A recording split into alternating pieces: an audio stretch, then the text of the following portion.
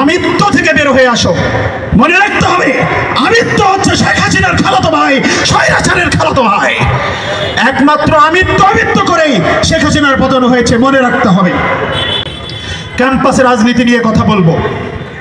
বাংলাদেশে ছাত্র রাজনীতি, অন্যান্য রাজনীতি বন্ধের খেলা খেলেছিল শেখ মুজিবুর রহমান।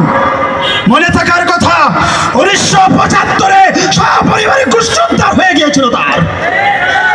এরপরে জামাত শিবির বন্ধের পায়তারা করেছিল শেখ হাসিনা।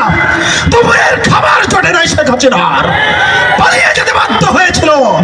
এখন যদি এই ছাত্র রাজনীতির জন্য কোন পদক্ষেপ হয়, নিষিদ্ধের পদক্ষেপ, আবার বিতাড়িত হতে বাধ্য হবে। বাংলাদেশের সাংগঠনিক রাজনীতি যারা করে তারা ভাত মাছ খেকো নয়, তারা মেধাবী, তারা ত্যাগী, রক্ত দেয়, জীবন দেয়, শহীদ আবু সাইদের মতো বুক পাতে দেয়। আমরা একজন বীর আবু সাইদের অনুসারী এখানে বসে আছি।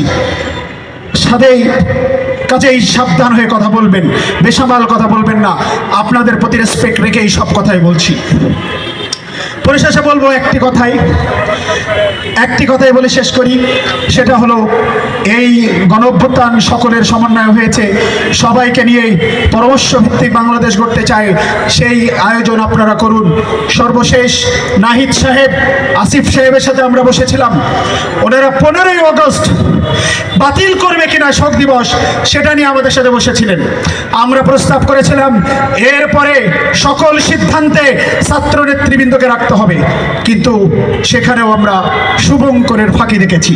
এটা চাই না। পরিশেষে বলবো, ছাত্র রাজনীতি বন্ধের নিষিদ্ধের খেলা খেলবেন না।